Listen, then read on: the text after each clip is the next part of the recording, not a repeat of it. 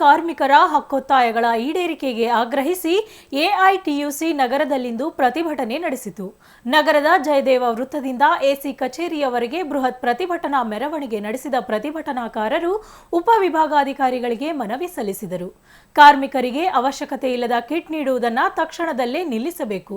Karnataka high court ನೀಡಿರುವ ಕಿಟ್ಗಳ ವಿತರಣೆ ತಡೆಯಾಜ್ಞೆಯನ್ನ ಸರ್ಕಾರ ಚಾಚು ತಪ್ಪದೆ ಪಾಲಿಸಬೇಕು. ಕಾರ್ಮಿಕರ ಆರೋಗ್ಯ ತಪಾಸಣೆಯ ಹೆಸರಿನಲ್ಲಿ ಖಾಸಗಿ ಆಸ್ಪತ್ರೆಗಳಿಗೆ ಕೊಟ್ಟಿರುವ ಗುತ್ತಿಗೆಯನ್ನ ರದ್ದು ಮಾಡಬೇಕೆಂದು ಪ್ರತಿಭಟನಾಕಾರರು ಆಗ್ರಹಿಸಿದರು. ಪ್ರತಿಭಟನೆಯಲ್ಲಿ ವಿ ಲಕ್ಷ್ಮಣ್, ಎಸ್ಕೆ ಆದಿಲ್ ಖಾನ್, ಮಹಮ್ಮದ್ ರಫೀಕ್, ನಾಗಮ್ಮ, ಸತೀಶ್, ಅರವಿಂದ್ ಸೇರಿದಂತೆ ಮತ್ತಿತರಿದ್ದರು. ಕಾರ್ಮಿಕ ಮಂತ್ರಿಗೆ ಹೇಳಿದ್ದಾರೆ. ಮಹಿಳೆಯರ ಹೆರಿಗೆ ಭತ್ಯೆ ಸಹಾಯಧನವನ್ನು ನೀಡದಿರುವ ಕಾರ್ಮಿಕ ಮಂತ್ರಿಗೆ ಹೇಳಿದ್ದಾರೆ. ಮಕ್ಕಳ ಸ್ಕಾಲರ್ಶಿಪ್ ಅನ್ನು ಕೊಡದಿರುವ ಕಾರ್ಮಿಕ ಮಂತ್ರಿಗೆ ಹೇಳಿದ್ದಾರೆ. ಇವತ್ತು ನಮ್ಮ ಕರ್ನಾಟಕ ಸರ್ಕಾರದ ಅಧೀನದಲ್ಲಿ ಬರುವಂಥ ಕಾರ್ಮಿಕ ಇಲಾಖೆಯ ಅಡಿಯಲ್ಲಿರುವ ಕಟ್ಟಡ ಮತ್ತು ಇತರ ನಿರ್ಮಾಣ ಕಾರ್ಮಿಕರ ಕಲ್ಯಾಣ ಮಂಡಳಿಯಲ್ಲಿ ಇವತ್ತು ಸಾವಿರಾರು ಕೋಟಿ ರೂಪಾಯಿ ಹಣ ಸಾಕಷ್ಟು ಲೂಟಿ ಆಗ್ತಾಯಿದೆ. ಈ ಹಿಂದೆ 2016-17ರಲ್ಲಿ 16,600 ಕೋಟಿ ರೂಪಾಯಿ ಇದ್ದಂಥ ಹಣ ಇವತ್ತು ಕೇವಲ ಬರೀ 4,500 ತಂದು ನಿಲ್ಲಿಸಿದ್ದಾರೆ.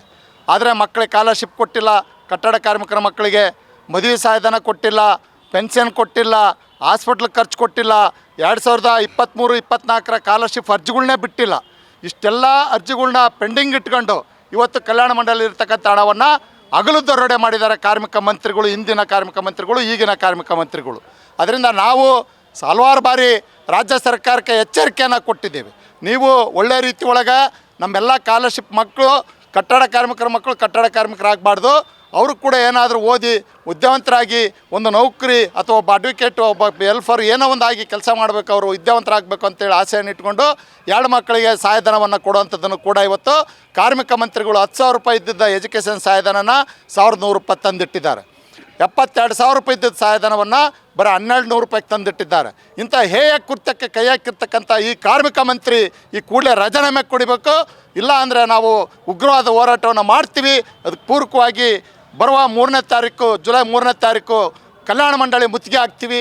ಅದಕ್ಕೂ ಅವರು ನಮಗೆ ಕರೆದು ಮಾತುಕತೆ ಮಾಡಿ ಸರಿಯಾದ ರೀತಿಯಲ್ಲಿ ಕಲ್ಯಾಣ ಮಂಡಳಿನ ಸರಿಪಡಿಸದೇ ಇದ್ದರೆ ಧಾರವಾಡ ಕಾರ್ಮಿಕ ಮಂತ್ರಿ ಕಚೇರಿಗೆ ಮುತ್ತಿಗೆ ಹಾಕ್ತೀವಿ ಅಂತಕ್ಕಂಥ ಎಚ್ಚರಿಕೆಯನ್ನು ನೀಡಿ